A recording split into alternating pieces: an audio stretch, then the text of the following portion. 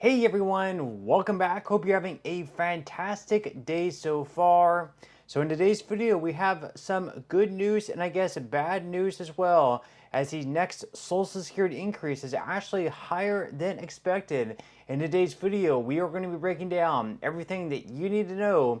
But before we go ahead and dive into for today, if you would like to explore potential huge savings on your Medicare plan, then you might want to consider giving Chapter a call today with that number up there on the screen. You see, historically speaking, people who have worked with Chapter have saved right around $1,100 on their Medicare plan. So what do you have to lose? Give Chapter a call today with that number up there on the screen. That number is 612-895-2101. That once again is 612-895-2101. And again, on average, people who have worked with Chapter have saved right around $1,100 on their Medicare plan. So what do you have to lose? Give Chapter a call today. And thank you to Chapter for sponsoring today's video.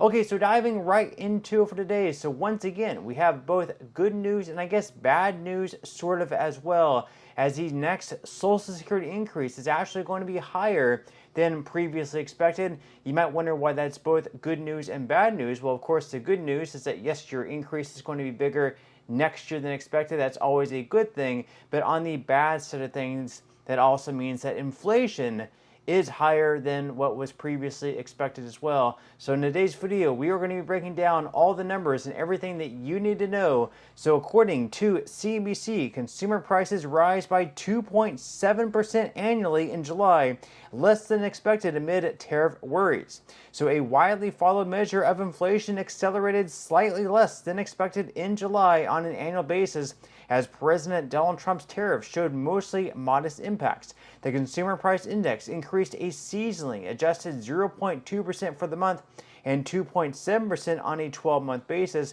the Bureau of Labor Statistics reported on Tuesday. They compare with the respective Dow Jones estimates for 0.2% and 2.8%. Excluding food and energy, the core CPI increased 0.3% for the month and 3.1% from a year ago, compared with the forecast for 0.3% and 3%. Federal Reserve officials generally consider core inflation to be a better reading for longer-term trends, and the monthly core rate was the biggest increase since January. So, of course, even though inflation is continuing to rise a little bit month by month, going up a little bit more than expected, it was actually expecting to go down at least on an annual basis.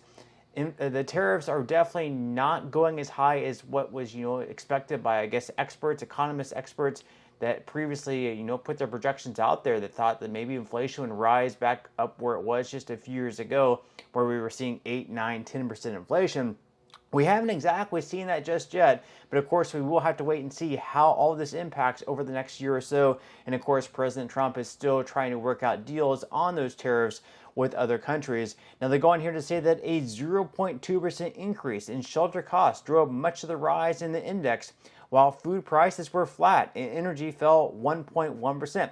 The BOS said the tariff-sensitive new vehicle prices were also unchanged, though used cars and trucks saw a 0.5% jump. Transportation and medical care services both posted 0.8% moves higher. So again, inflation is moving up. What does that mean for the next Social Security cost of living adjustment? Even though the official numbers won't be released until October 15th, that is going to give us the September inflation metrics, and we're going to have the full third quarter CPIW that we can compare to last year's third quarter CPIW. We won't know the official numbers until October once again, but today marked one of the most important days, one of the 3 third quarter months that we'll have to be looking at. So in today we got the inflation numbers for July. Next month we'll have the inflation numbers for August, and then the following month after that in October we'll have the inflation numbers for September. And at that point in time we will know what the official cost of living adjustment is. But today marks the first month of the 3 months that we'll need. So according to the Senior Citizens League, they are now projecting a cost of living adjustment next year in 2026 at 2.7%. Now remember last month, their projection was 2.6%, and I'm pretty sure the month before that was 2.5%. Now just remember, at the beginning of this year, they were expecting a cost of living adjustment all the way down to 2%. This year's cost of living adjustment was 2.5%. They thought that would continue to go downwards anywhere between 2 to 2.2%, but instead of going downwards, inflation in the cost of living adjustment is actually going right back up again.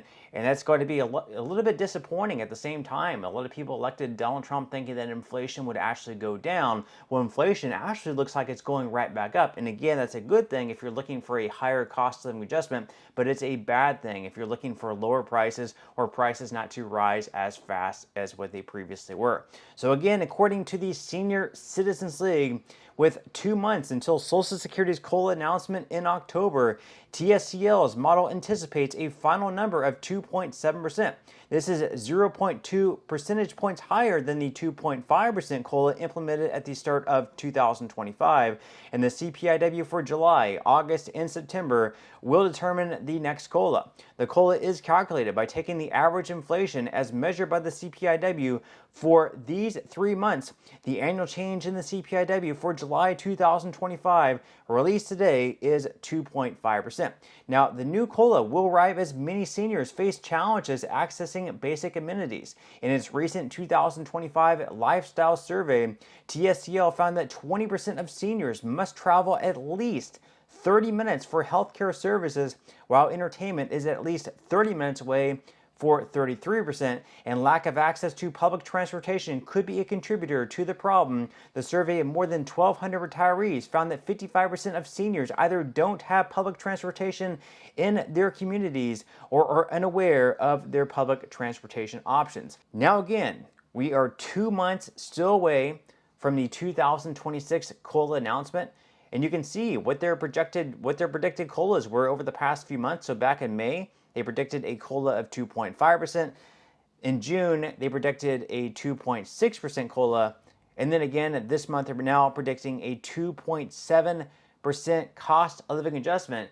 So if this trend continues, they keep going up by another 0.1 percentage point every single month, then perhaps next month in September, we'll have a projection of 2.8%, and then maybe the final projection will be 2.9% in October. But of course, the closer we get to October, the better idea and the more accurate these projections are going to be looking like. But right now, it looks like anywhere between perhaps 2.7%, maybe as high as 3.0%, and maybe the worst case scenario, maybe it'll go back down to 2.5 or 2.6%. But it looks like it's going to be either the same next year in 2026 as what it was this year in 2025, or it's going to be higher. I don't really see it going lower than 2.5%.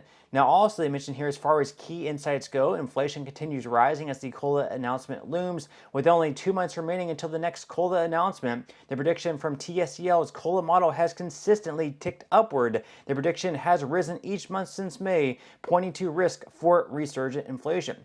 TSCL's final prediction for the 2026 COLA will come out in September, and then the government will announce the official figure in October. Our model predicts the exact figure of last year's COLA announcement of 2.5%. In 2024, it anticipated the inflation rate would fall below 3% as early as the beginning of the year's second quarter. Also, new research shows that seniors who don't have access to basic amenities in their communities live less satisfying lives. And finally, public transportation is scarce for America's seniors. What do you think about that? Is that also how you sort of feel as far as public transportation goes, basic amenities, access to your doctor, things like that? Now again, what exactly would a 2.7% cost of living adjustment mean next year in 2026? Well, this year, right now, for the average retiree, you're receiving right around $2,000 per month.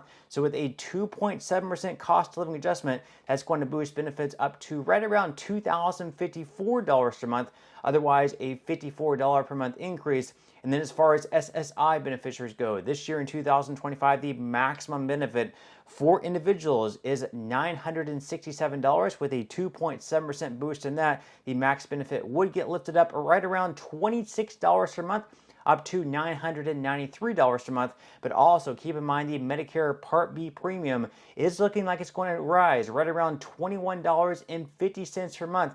So whatever you receive in your increase from your Social Security cost of living adjustment, just keep in mind that the Medicare Part B premium is going to bite a little bit into that increase, whether it's the full thing, whether it's half. It really depends on what type of COLA you receive. But with that said, leave your thoughts and comments below. What would you think about a 2.7% cost of living adjustment increase for 2026?